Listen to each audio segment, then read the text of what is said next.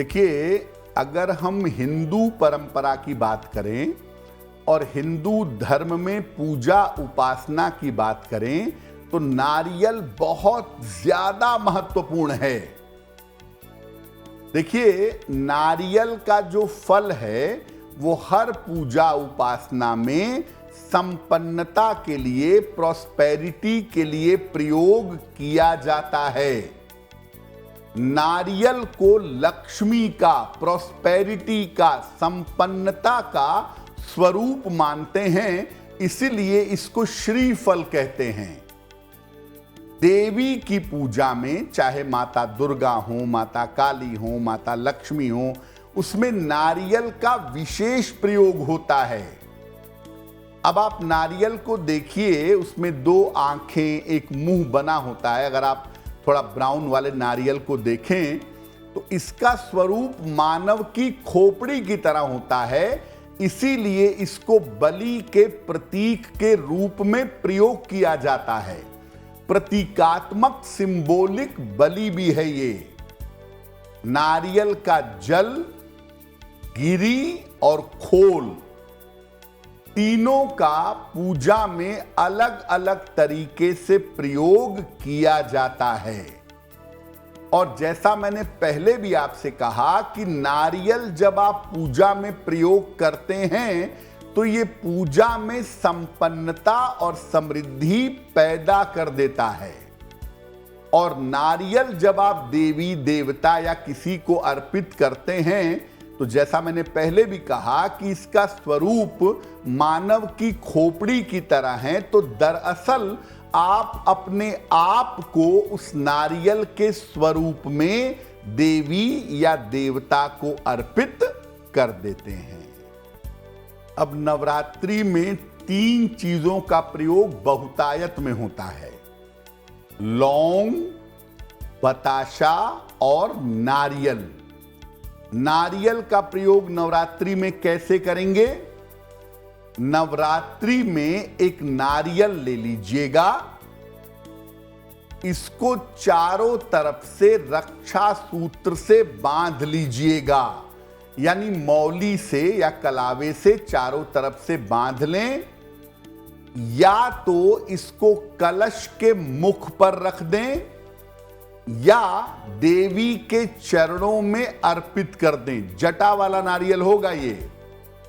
पूरी नवरात्रि इसको वहीं पर रहने दें।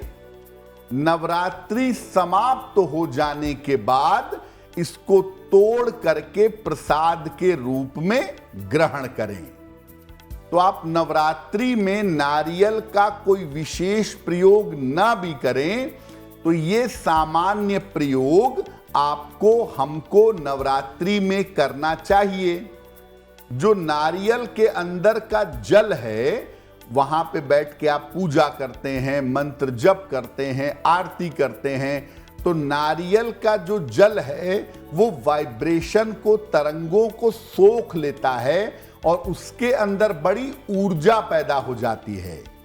तो जब आप नवरात्रि के बाद उसको तोड़ करके ग्रहण करते हैं तो आपके मन को, जीवन को बेहतर होने में सहायता मिलती है और आपके शरीर में एनर्जी लेवल बहुत अच्छा होना शुरू हो जाता है। अब आप नारियल का प्रयोग पूजा उपासना में करेंगे, वो नारियल कैसा होगा? नारियल भूरे रंग का होना चाहिए, ब्राउन कलर का होना चाहिए, और इसके अंदर गिरी और जल, जो खाते हैं नारियल चबा के, वो भी हो और थोड़ा पानी भी हो। प्रयोग करने के पहले नारियल की जटाओं को हटा लेना चाहिए। हालांकि अगर आप कलश पर नारियल रखेंगे तो ये नारियल जटाओं के साथ रखा जाएगा, लेकिन जब आप नारियल तोड़ेंगे देवी के चरणों में या देवता के चरणों में या संकल्प लेकर के, तो इसकी जटाएं हटा ली जाएंगी। जो हरा नारियल आप पानी पीने के लिए नारियल पानी पीते हैं, सामान्य रूप से उस नारियल को पूजा में प्रयोग नहीं करते हैं।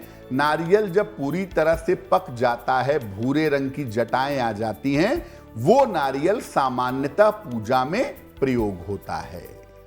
अब अगर आपकी खराब ग्रह दशा चल रही है, आपकी जो दशा चल रही है वो आपके लिए नकारात्मक है, खराब है, तो इस खराब ग्रह दशा से कैसे बचें?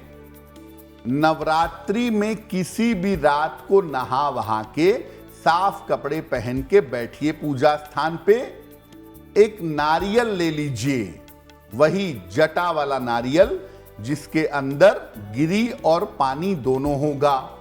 ये नारियल ले लें, इसको अपनी गोद में रख करके देवी के सामने बैठ जाइए। एक मंत्र आपको बताते हैं, विशेष मंत्र। इस मंत्र का अधिक से अधिक जप करिए। मंत्र देखिए स्क्रीन पर। मंत्र है शांति कर्मणि सर्वत्र तथा दुस्वप्न प्रदर्शने। शांति कर्मणि सर्वत्र तथा दुस्वप्न प्रदर्शने ग्रह पीड़ासु चोग्रासु महात्म्य शृणुयान मम। ग्रह पीड़ासु चोग्रासु महात्म्य शृणुयान मम। दुर्गा सप्तशती के 12वें अध्याय का 16वां श्लोक है, आप वहां से भी देख सकते हैं।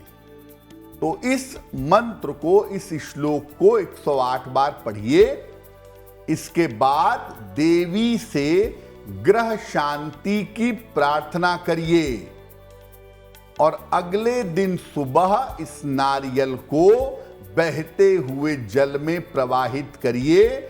आपकी खराब ग्रह दशाओं का प्रभाव कम होगा, ग्रह दोष के प्रभाव कम होंगे, ग्रह बाधा से आप बचे रहेंगे।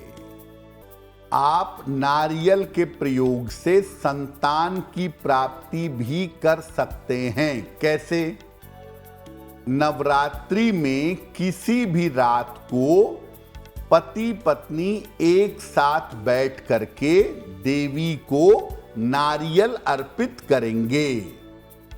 नारियल पर रक्षा सूत्र बांध लेंगे और पीली चुनरी में या पीले कपड़े में रखकर उसे अर्पित करिएगा।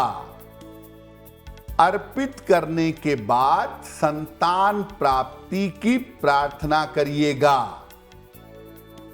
और नवरात्रि भर, जब तक नवरात्रि समाप्त नहीं हो जाती नवमी तिथि, तब तक इसको देवी के सामने ही रहने दीजिएगा। नवरात्रि के बाद जिस पीले कपड़े में या पीली चुनरी में नारियल अर्पित किया था, उसी में बांध करके इसको अपने बेडरूम में रख लीजिएगा। 1 वर्ष तक इस नारियल के अंदर संतान संबंधी सकारात्मक तरंगे मौजूद रहेंगी।